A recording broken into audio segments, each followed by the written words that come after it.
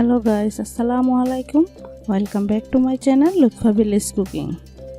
তো আজ আপনাদের জন্য খুবই মজাদার একটা নাস্তার রেসিপি নিয়ে এসেছি। এটা কিন্তু বাচ্চাদের টিফিনে বা বিকালে চায়ের আড্ডায় আপনারা ঝটপট তৈরি করে নিতে পারেন। আজ আপনাদের তৈরি করে দেখাবো গুলগোলার রেসিপি। এই গুলগোলার রেসিপিটা কিন্তু আমাদের এখানে খুবই জনপ্রিয় একটা খাবার, তাই ভাবলাম আপনাদের সাথেও শেয়ার করি। তো না টেনে সম্পূর্ণ ভিডিওটা দেখুন, আশা করি আপনাদের খুবই ভালো লাগবে। আর বন্ধুরা, যারা যারা এখনও আমার চ্যানেলে নতুন, প্লিজ বন্ধুরা আমার চ্যানেলটাকে সাবস্ক্রাইব করে পাশে থাকা বেল আইকনটিও ক্লিক করে রাখবেন, তাহলে এরকম সহজ ও মজাদার রেসিপি নোটিফিকেশান সর্বপ্রথমে আপনার কাছে পৌঁছে যাবে। তো গোলগোলাটা তৈরি করার জন্য প্রথমে একটা বোল নিয়ে নিলাম। প্রথমে আমি ব্যাটার তৈরি করব। তার জন্য এখানে নিয়েছি 1 কাপ পরিমাণ ময়দা। এখানে চাইলে আপনারা আটাও ইউজ করতে পারেন, তবে ময়দা দিয়ে করলে খুবই ভালো হয়। তো এখানে নিয়েছি আমি 1/3 কাপ সুজি। সুজিটা এখানে অবশ্যই দেওয়া লাগবে, কোনোভাবে স্কিপ করা যাবে না। যদি সুজি না থাকে তাহলে চালের গুঁড়া ইউজ করতে হবে। আর নিচ্ছি 1/3 কাপ পরিমাণ চিনি। তবে চিনিটা আপনারা একটু কমিয়ে বা বাড়িয়েও দিতে পারেন আপনাদের টেস্ট অনুযায়ী। আর দিচ্ছি স্বাদ মতো লবণ। এখানে নিয়েছি 1 টিস্পুন বেকিং পাউডার আর 1/2 টিস্পুন থেকে কিছুটা কম বেকিং সোডা। তবে উপকরণগুলো অবশ্যই মেজারমেন্টগুলো ঠিক রাখবেন, তাহলে দেখুন পারফেক্টভাবে তৈরি করতে পারছেন। তো এখন দিয়ে দিচ্ছি আমি 1/2 কাপ পরিমাণ দুধ। এখানে আমি লিকুইড দুধ ব্যবহার করেছি।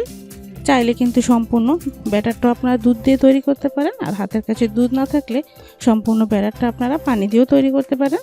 তো প্রথমে আমি 1/2 কাপ দুধ দিয়ে প্রথমে মেখে নিয়েছি। এখন আমি অল্প অল্প পানি অ্যাড করে মোটামুটি ঘন একটা ব্যাটার তৈরি করব। তো বন্ধুরা, ব্যাটারের ঘনত্বটা আপনাদের দেখিয়ে দিচ্ছি। এরকম শক্ত হবে কিন্তু ব্যাটারটা, এরকম শক্ত ঘনত্বের ব্যাটারটা তৈরি করে নিতে হবে। তো এখন আমি ভাজার জন্য চুলায় প্যান বসিয়ে দিয়েছি। আর ভাজার জন্য কিন্তু অবশ্যই একটা টিপস আছে, তেলটা কিন্তু একদম ভালো করে গরম করে নিতে হবে। তো দেখো আমি একটু ব্যাটার দিয়ে দিয়েছি, তেলে দেওয়ার সাথে সাথে কিন্তু উপরে ভেসে উঠেছে। তখনই বোঝা যাবে যে ব্যাটারটা একদমই পারফেক্ট। এ পর্যায়ে আমি একে একে সবগুলো গোলগোলা দিয়ে দিচ্ছি।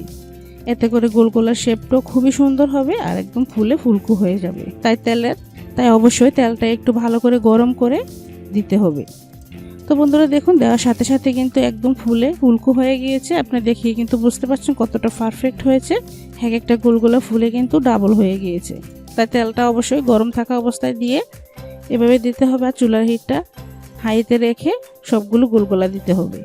যখন দেওয়া হয়ে যাবে তখনই কিন্তু চুলার হিটটা মিডিয়ামে রেখে অনবরত নেড়ে চেড়ে ব্রাউন কালার করে ভেজে নিতে হবে। যেহেতু এটা গোল হয়ে গিয়েছে, এটা কিন্তু উল্টা লেয়ার থাকবে না, তাই অনবরত নেড়ে এটাকে ক্রিস্পি করে ভেজে নিতে হবে।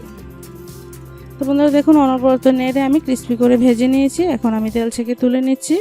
আর অবশ্যই চুলার হিটটা মেনটেন করে ভাজবেন, তাহলে দেখবেন খুবই সুন্দর হয়েছে। তো সবগুলো ভাজা হয়ে গেছে, এখন আমি তেল ছেঁকে তুলে নিচ্ছি। খুবই সিম্পল একটা রেসিপি, খেতে কিন্তু হয় দুর্দান্ত। তো ফাইনাল লুকটা দেখুন কতটা সুন্দর দেখাচ্ছে। আশা করছি রেসিপিটা আপনাদের কাছে খুবই ভালো লাগবে। তো বাসায় ট্রাই করার অনুরোধ রইল, ট্রাই করবেন। অবশ্যই বাচ্চা থেকে বড় সবাই খুবই প্রশংসা করবে আপনার।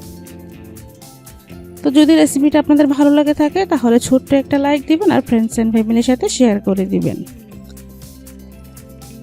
আপনার ছোট্ট একটা লাইক এবং কমেন্টস আমাকে অনেক দূরে এগিয়ে যেতে সাহায্য করবে, আর এরকম নতুন নতুন ভিডিও তৈরি করতেও আমাকে আগ্রহী করবে। তো আমার ভিডিওগুলো যদি আপনাদের ভালো লাগে থাকে তাহলে চ্যানেলটা সাবস্ক্রাইব করে রাখবেন। তো পরবর্তী ভিডিওতে আবারও দেখা হবে, নতুন কোনো একটা রেসিপি নিয়ে চলে আসবো। তো আজ এখানে শেষ করছি। আল্লাহ হাফেজ।